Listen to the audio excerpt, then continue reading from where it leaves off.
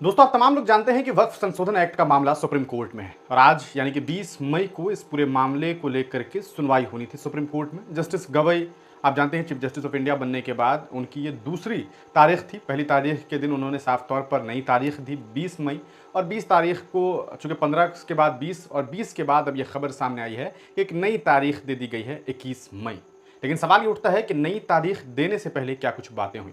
असल में supreme court में आज के दिन जो कहा जा सकता है मुस्लिम पक्ष है, वह पक्ष जो वक्फ संशोधन एक्ट के खिलाफ है, उन्होंने अपनी दलीलें दी और इन दलीलों में कपिल सिब्बल, आप जानते हैं, इस तरफ से काफ़ी मजबूत वकील हैं, उन्होंने अपनी बातें रखी और उसमें साफ तौर पर उन्होंने बताया कि किस तरीके से यह कानून पूरी तरीके से असंवैधानिक है। संवैधानिक जो हक और हुकूक दिए गए हैं आवाम को, लोगों को, उसके खिलाफ यह कानून है। इसके अलावा इन्होंने कहा कि लोगों के डीएनए में जो है वो दान करना, अल्लाह को दान करना जो है इंसानों के डीएनए में है, यानी कि दान करने की जो बात है वो मुसलमानों की फितरत में शामिल है और वह यह काम करते हैं और यह काम का जो सिलसिला है वो फितरतन है। इसके लिए कहीं ना कहीं उनका यह भी समझाना है कि भाई 5 साल प्रैक्टिसिंग मुसलमान होने का कोई मतलब नहीं है, ये एक व्यक्ति विशेष के डीएनए में है कि वो दान करेगा ही, इसलिए इस पर कोई टाइम लिमिटेशन की जो सिस्टम है वह नहीं होना चाहिए। इसके अलावा सीधे तौर पर अगर आप देखेंगे इस पूरे मामले पर जो लंच तक जो बातें सामने आई थी, उसके बाद फिर बहुत शॉर्ट टर्म के लिए जो है वो अदालत चली और ये कह दिया गया कि कल इस पूरे मामले में सरकार अपना पक्ष रखेगी।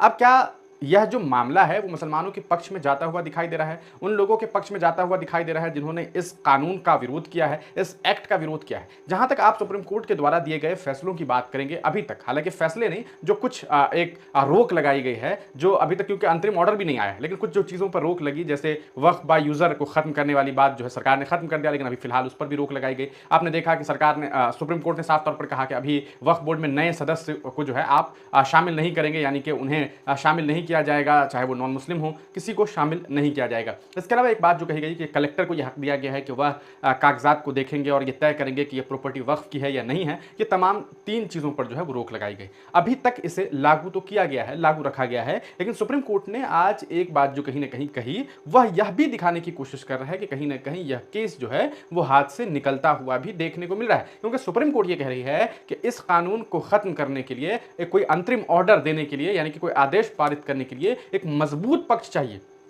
यानी कि अभी तक सुप्रीम कोर्ट का यह मानना है कि कोई मजबूत स्थिति नहीं बन पा रही है, कोई मजबूत पक्ष नहीं बन पा रहा है कि सुप्रीम कोर्ट सीधे तौर पर इस पर रोक लगा दे। तो यह एक बड़ा मामला है, बड़ा पेचीदा मामला है जो कहीं ना कहीं सामने आ रहा है। अब कल सरकार इस पूरे मामले पर अपनी बात रखेगी, उसके बाद फैसला आएगा। जहां तक कपिल सिब्बल साहब की बात करें, एक बहुत मजबूत वकील हैं, लेकिन उनके बारे में सोशल मीडिया पर अक्सर ये चर्चाएं होती हैं कि मुसलमानों के अहम मुद्दों पर अक्सर यह देखा गया है कि वही वकील होते हैं, लेकिन अक्सर वह अंत में जो है कहीं ना कहीं जो केस होता है वो हार जाते हैं। दलीलें उनकी बहुत बेहतरीन होती हैं, बातें उनकी बहुत बेहतरीन होती है, लेकिन वो केस हार जाते हैं। आखिर क्यों ऐसा होता है? ये सब कुछ एक सवालिया निशान की तरह है। क्या कोई प्रेशर होता है, क्या कोई वजह होती है? यह तमाम चीज़ें लोग सोशल मीडिया पर लिख रहे हैं, पूछ रहे हैं। हालांकि आप जानते हैं सुप्रीम कोर्ट इज सुप्रीम, इसमें कोई इधर उधर की बात नहीं होती है, लेकिन अब फैसले का इंतजार है। उससे पहले देखना यह है कि सरकार कल क्या पक्ष पेश करती है। आपको सुप्रीम कोर्ट से कितनी उम्मीदें हैं? अपनी राय जरूर लिखिए।